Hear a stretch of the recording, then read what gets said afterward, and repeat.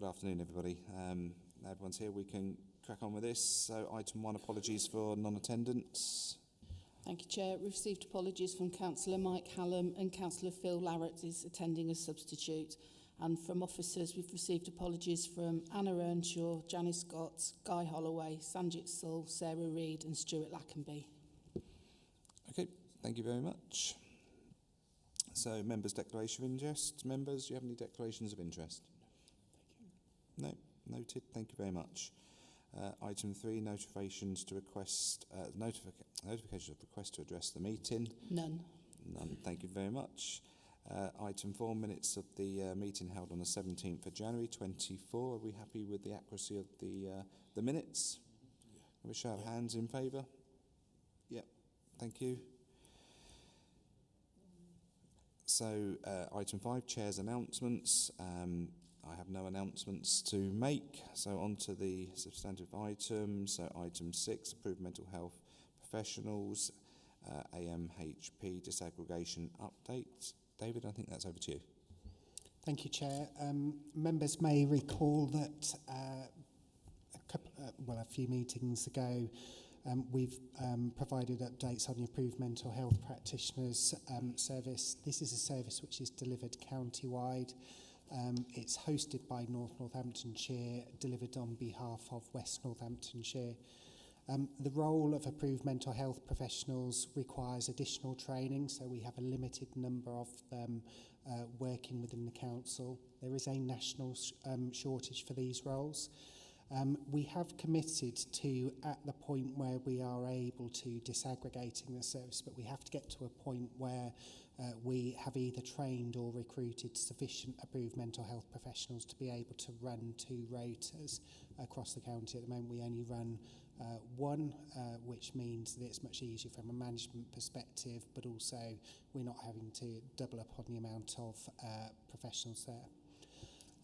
The main crux of the report is to propose to, and I would suggest July rather than May, just because of things like PFCC election. It pulls a number of staff into doing those pieces of work, but that we bring a further report back in July, setting out a timeline, setting out the triggers that we think that we should have to meet before we could successfully disaggregate the service. But I'm more than happy to take any questions on behalf of myself and Stuart if members have any. Thank you, David. Any questions from members? Adam? Yeah, thank you, David. Just one really. 4.7, it says that the Northamptonshire Children's Trust no longer wish to deliver the service for both West and Northamptonshire councils. Have they given any indication as to what sort of timeline they would prefer to stop providing that service? Thank you. Thank you, Councillor Howell. The part of the service which is delivered by the Children's Trust is not the approved mental health service, but they do pick up approved mental health activity out of hours. So they provide the out of hours emergency duty team. What the Children's Trust have communicated to us is they don't feel that there is sufficient capacity in the market to recruit generalist social workers, so social workers that are trained to deliver both children's assessments but also approved mental health assessments, which is true. I've had similar challenges in the past. So they have given us an indication that they don't wish to continue that, so that they can focus on purely the children's social care referrals that they get. We're working closely with them to understand, well, what would that mean for both local authorities? Do we then have to run 3 emergency duty services out of hours, so one for the Children's Trust, one for West adults and one for North adults? Or again, is there some benefit in bringing together our approved mental health services for the daytime, but also extending that to the night time, along with the non-mental health activity?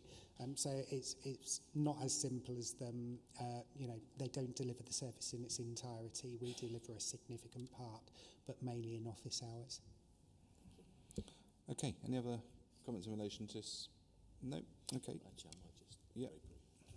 Yeah, probably just a brief comment, Chairman. You and I are always concerned if we put disaggregation dates back, aren't we? But I've read this and feel relatively reassured. I think the key thing here, David, is that putting this back and having it in a holding pattern is not in any way interfering with our obligations or the service to users, and that everything is being done to keep it on track to disaggregate in time. That's just perhaps an assurance I'm asking for.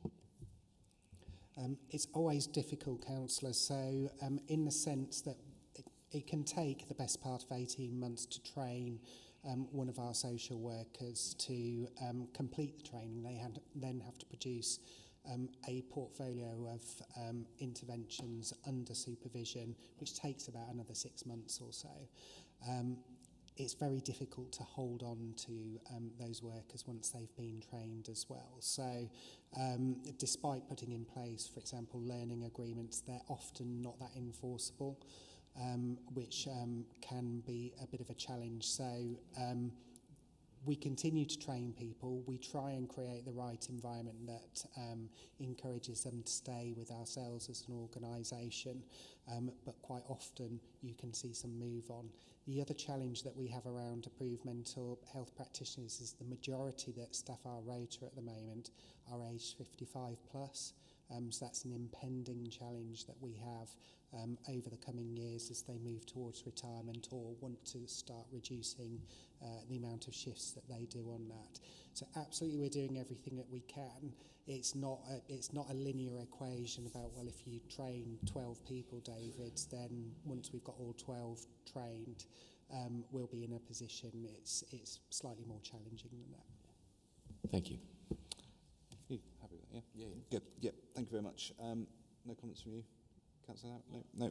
Okay. So the recommendations are set out in your report in the agenda pack. So are we happy to approve that? Agreed. Thank you very much. So we move on to item 7, visual impairment update. Again, over to you, David, to introduce. Thank you, Chair. So hopefully members will remember this from previous discussions as well. So the visual impairment service is one which is hosted by West Northants, provided across the county. It's a very small service, it's very specialised, 2 members of staff substantively employed there. So whilst again keen to disaggregate those services moving forward, there was a piece of work required to recruit or train the right number of people to enable us to run 2 services. This is slightly different to the approved mental health professionals one because we are on track with training staff up for those posts. So it's primarily to extend the period of time that we've got for a further update until March 25, which will enable us to complete the training of those 2 additional members of staff. So slightly different in that we believe that we should get to a much closer position, assuming that we don't have any issues with people moving on.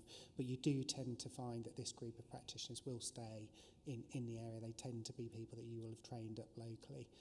So unless there's a significant life change for them, then it's unlikely that they will move on. They enjoy that sort of work and then become a senior in it, and that's probably the progression levels which are available within it. Thank you, David. Any questions, members? No. The recommendations are set out in your agenda packs. Are you happy to approve? Yep. Agreed. Thank you. Inter-authority agreement 23-24 Q3 performance reports. Tom, I believe this is your part. Thank you, Chair. So this report presents data from indicators which tell us about services governed under the inter-authority agreement up to the end of December of 2023. Of those indicators where we were expecting information, all of them are green, as in above target, except for one, which is the percentage of responses to the planning archaeology consultations. That's missed the target by 1.2 percentage points. Just to make that real for you, out of 48 consultations that have been responded to, 45 were responded to within time.